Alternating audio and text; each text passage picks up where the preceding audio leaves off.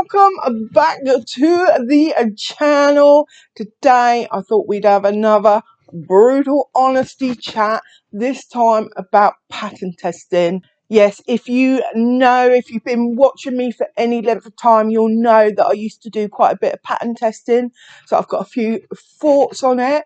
I know it's a thing that a lot of people want to do.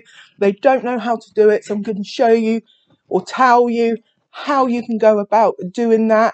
I'm going to give you some pros, some cons, and right at the end of this video, I'm going to give you my true and honest thoughts about whether I think it's worth doing. Now hold your hats, because what I've got to say is something you might not expect.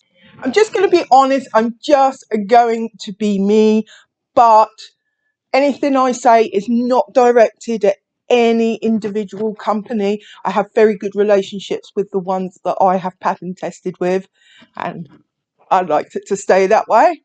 What I'm talking about is the pattern testing culture as a whole, and I've got quite a few thoughts on this, so let's get into it.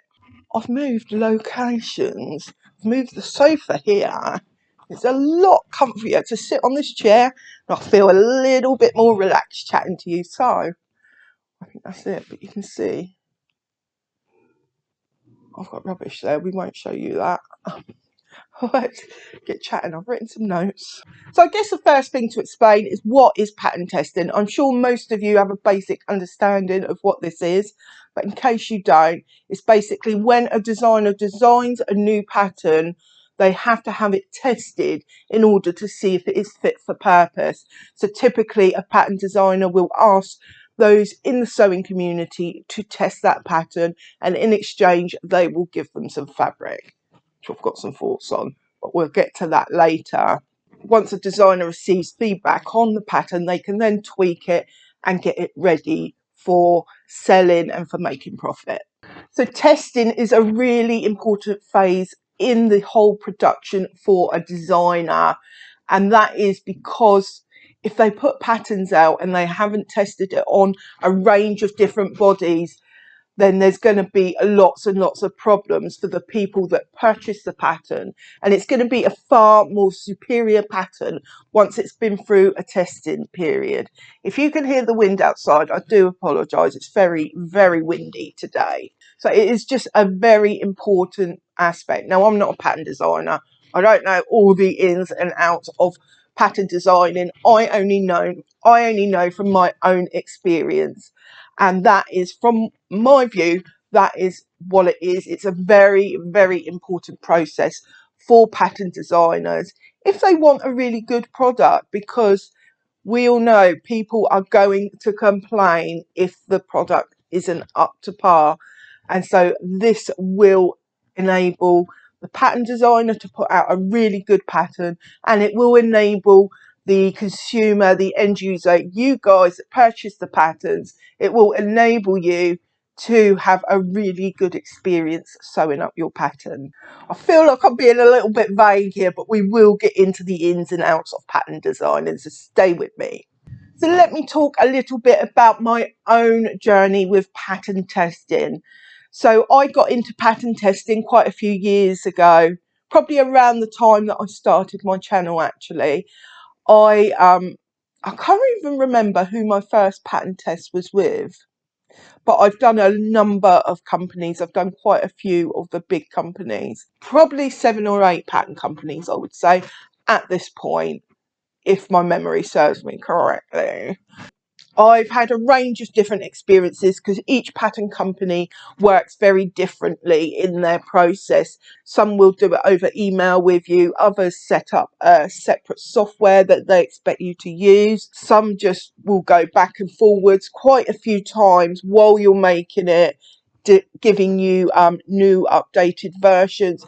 Others will just give you the one version, and that's the version that they want feedback on. So I experienced a wide range of these. I had designers that would get feedback over Facebook. I've had ones that get feedback over email. I've had ones that use Slack, the software where you can chat to each other. But they all They may do it in a very different way, but they all actually want the same thing, and that is to have really detailed feedback.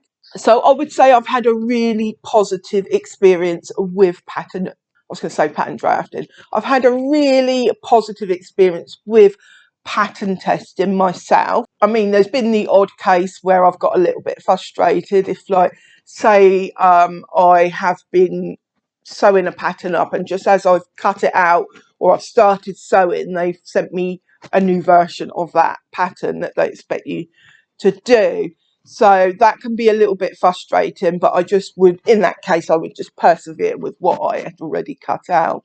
But overall, I've had a very, very positive experience working with companies. And I have found over time, initially when I was first pattern testing, it was very kind of ad hoc. But I would say as time has gone on, the pattern testers or the pattern designers have become a lot more, they've become a lot more professional about it, to the point now where it is a very professional setup. It is, what you're doing is a job. And I think one thing I didn't realise going into pattern designing was just how much work was involved. It is a very full-on, it's a job essentially. We'll go through in a minute the process of going from wanting to pattern test to actually pattern testing. So you'll see during that it is a lot of work, and perhaps I didn't realise that. And the biggest problem for me with pattern testing in terms of actually doing the pattern test was the timelines. There's a very tight deadline. So normally pattern companies will give you 2 to 3 weeks to test the pattern out, which might seem a lot of time, but when I'm trying to run my business and do other things and dealing with chronic health issues, that deadline comes upon me very, very quickly. And I'm also someone that works to the last minute, and that doesn't help myself with this kind of thing. And so I end up sewing under pressure. So if you're that kind of person as well, someone who can only work to a really tight deadline, then probably this isn't for you, because if you have any problems in the process of making it, it's kind of important that you can go back to the designer, and if it's the last minute, then you can't really do that. I've had a couple of cases where I have missed the deadline, and the designers have been very good about that. They haven't, they have not had an issue with that at all. But at the end of the day, I'm offering my services for free, so they can't really, there's nothing they can do. I do like to meet my deadline, and I struggled with pattern designing because of that. And I just ended up feeling bad if I couldn't meet that deadline, or I was putting myself under a lot of pressure.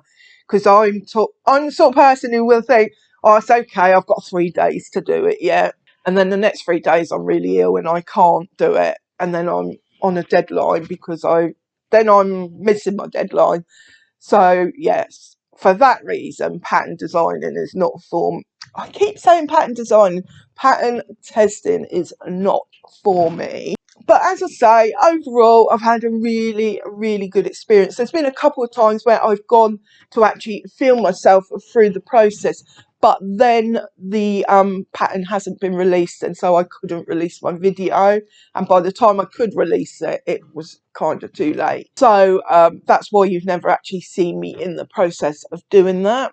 So my personal reasons for pattern testing was, at the time when I started pattern testing, I didn't have money to be spending on patterns. Patterns can cost like £20, $20.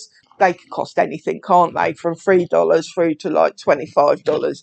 And I didn't have money to be spending on patterns, and I felt that it was a way that I could get a free pattern.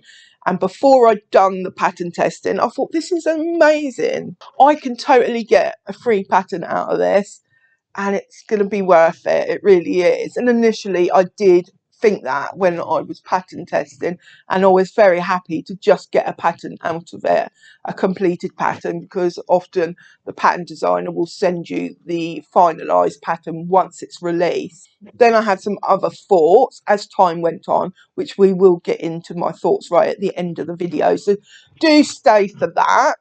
So let's talk a little bit about what is involved in a patent test, how it comes about, what happens in the process and through to completion, because I know there's a lot of people, a lot of you who are watching will be wanting to do this, and it can, if you've got spare time on your hands, it can be a really good thing to do.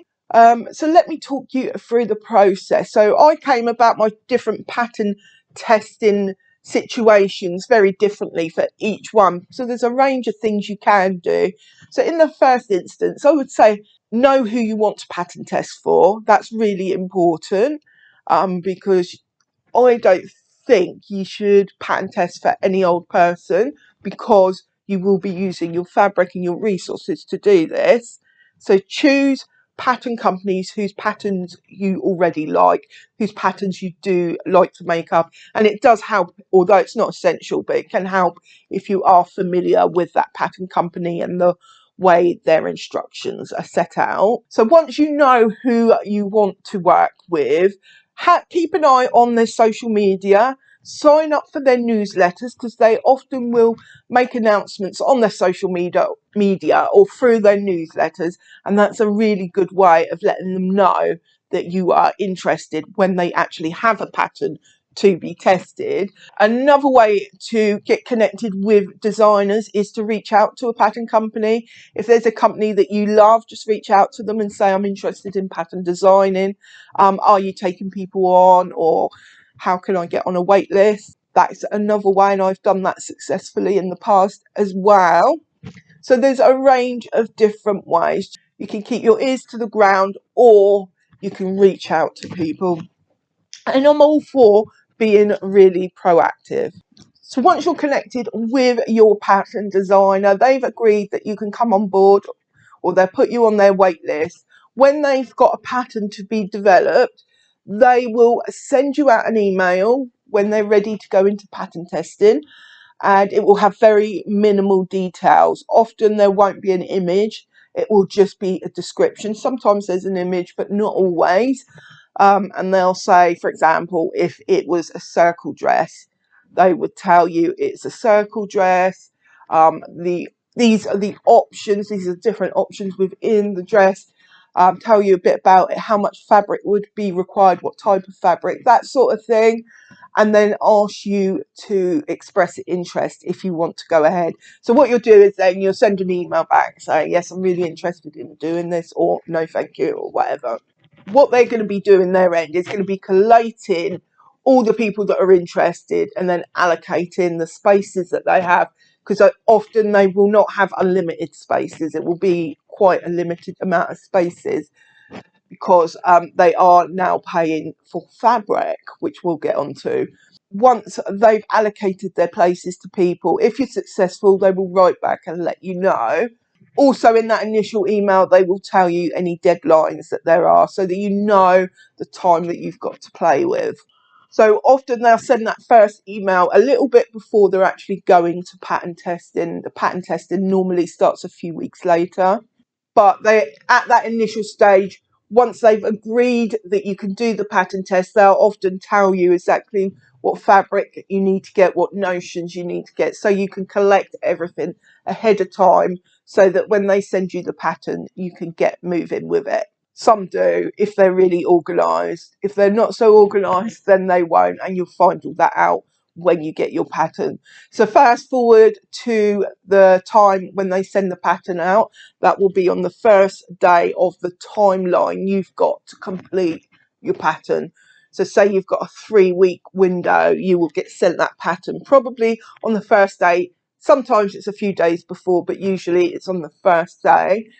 And then you get a PDF pattern, as if you bought a PDF pattern yourself. It's very similar. So it's a completed pattern. You print off that pattern on your own printer, or you can print it off A0 if you're sending it off to someone. But the instructions will not be completed instructions, so you need to know what you're doing to a certain extent. I would say pattern testing is not for beginners. It's definitely not. It is more for intermediates, or someone who's been sewing for a little while, who knows their way around a pattern. And also, I think in the feedback phase, you need to be able to give constructive feedback about fit and the construction and how you found putting the pattern together. And that does take some experience. Anyway, you've been given the pattern. You can get to work now. So in this phase of 2 to 3 weeks, or however long they're giving you, you need to print this pattern off, cut your fabric out, make your pattern, take photos and send feedback. Now, different companies will have different ways they want to receive that feedback, but in the process of making the garment, you just make it up out of the packet. So you would go and choose your size, and often you would have let the pattern company know right at the start what sizes you're going to do. So you've got your size, you print off your size and cut it out and make it up. Now, if you're someone who has, like, your top half is 3 sizes bigger than your bottom half, you can grade between sizes, but that's pretty much all they want you to do in terms of testing the pattern, in terms of making changes. So you've seen on my own patterns, I'm going to bring that down a little bit. You've seen on my own patterns that I have to make a lot of changes to patterns, but in a test they don't want you to do that. They want to see what the pattern looks like when you've made it up and how you're wearing it, because they can make the changes that they need to make then. So I can find that a little bit frustrating, because if you're going to use fabric that you already have, it might be really nice fabric, and then, you know, it might not fit you. It might have all sorts of fit issues because you're making it up. Now, if you really want to, you can make changes and let them know the changes that you have made, but it helps them more. They can get more out of your feedback if you're making the pattern up as they've intended it. I would recommend that if you do this, you keep notes all along the way, because you will forget little things. You need to also look out for mistakes in the instructions and on the pattern itself, and let them know about any mistake, because often there are drafting mistakes, or there are maybe spelling errors, or something doesn't make sense. They want to know as well if something doesn't make sense in the instructions, or if anything stands out to you, really, literally anything. And they want your feedback to be as detailed as possible. Some companies will have specific questions that they ask you in the feedback phase. Some of them will have specific questions, but some companies just prefer open-ended feedback. But either way, it is going to be detailed feedback, and you really want to dedicate a good hour or more to giving that feedback, and giving it in a way that is going to be helpful to them. And you've really got to be able to give feedback in an objective way that isn't about, oh, you know, if you're upset because it didn't fit you, that's kind of not important in pattern testing. What's important is you explain why it didn't fit you, and you show through pictures. They also want very, very clear photos. You've got to be able to take a good photograph, and you've got to have it clear, very clear, because if you're in a really cluttered background, or the photo is really dark or not a good composition, then they're not going to be able to get the information they need from those photos. So they need to be clear, ideally in daylight. Outside is ideal, but inside you just got to have really bright lights. Usually they'll want it in lots of different poses, not poses. So you will stand straight up, and then to the side, and then behind. Something I forgot to mention at the start is when the packing company sends it out, they will tell you what they're willing to pay you. So some pattern companies will not pay anything, and you'll get a completed pattern, and that is it. Other pattern companies will pay you a basic amount, say $50, to cover your fabrics, and some pattern companies will pay more or less depending on the amount of fabric that you need. And I know some companies will pay more for, say, a tailored jacket compared to a t-shirt. So that is always worth bearing in mind. So that's basically the process, really. That's all there is to it. I say that's all there is to it. It's a lot of work. It's a lot of work, especially if you're making a more complicated garment that might take 6 to 8 hours to actually sew up. So let's get on to the juicy stuff. Do I recommend pattern testing? In a word, no, I do not. And here is why.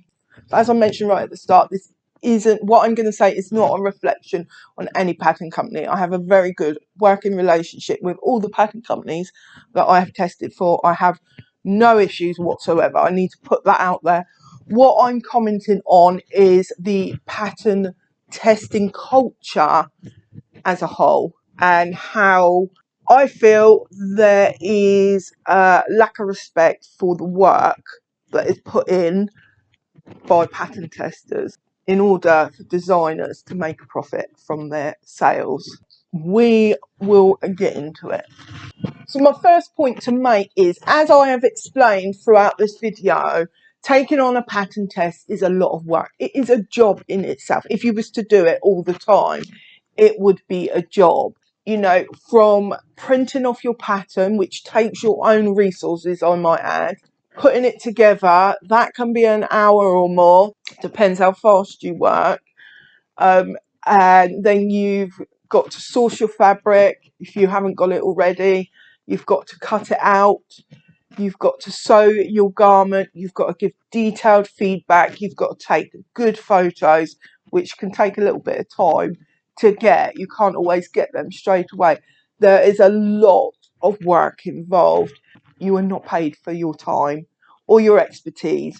So another thing I don't like about pattern testing is the pattern is not finalised. Now, it can't be, because that is the nature of pattern testing. But because it is not finalised, you might not get a good fit out of it. And if you're using the fabric that you have that is good fabric, it can be a bit of a waste of fabric if it's not wearable. Now, I have had a few garments that are just not wearable because I've made them up. Pattern companies, as I said, they prefer that you would make it up as is rather than making changes to it. And in that case, it's very, very likely that it is not going to fit you correctly unless you are someone that does tend to fit out of the packet. And for that reason, if you are going to pattern test, I would say go with a pattern tester that you know the block that they work with is quite close to your figure, and that will help you out. The big reason that I really don't recommend pattern testing is because, as I mentioned just now, it does not respect your time or your expertise. No other job would you be expected to do this and not get paid for it. Wow, unless you were volunteering, which is essentially what this is. In order to pattern test, you need to know what you are doing. This is not something for beginners. It really isn't. And although pattern companies do take a wide range of skill levels, you've got to know your way around a pattern. And if you know your way around the pattern, you know your way around construction, and you know your way around fit in order to give good feedback, then these are skills that you have learned over a long period of time, skills that you have developed. They are not skills that Joe Bloggs has. They are very specific skills. It's a specific skill set. Not anyone can pattern test, as I just explained. It's not for beginners. I don't think it's for beginners. You may disagree whether it's for beginners, but I don't think it is for beginners. And so it's a very specific skill set, and I don't think that is recognised in pattern testing. I also don't think that the time and effort that we have to spend money printing off that pattern as well, and spending money on paper as well. And that is aside from the fabric you might need, the buttons or the zips, etc., the interfacing, etc., that you might need, that then is being used for a top that may not fit you very well. I can't remember if I mentioned this. I think I did. When I first started pattern testing, companies would just give you a pattern and that was it. That was all you got. If you're lucky, I think I did have one or two situations where I didn't even get the pattern. That was one thing. And then There was a little bit of movement in the sewing community sort of saying this is not really very fair. And so companies started to reimburse the cost of fabric. And as I'm a larger person who needs at least 3 meters, that may cover the fabric, but just about, quite honestly, especially if you buy fabric that is a good, if it's a good fabric, then you're barely going to cover that. It certainly does not cover your time. It does not cover your expertise. And it does not cover the fact that you are giving that feedback or taking the photos, etc.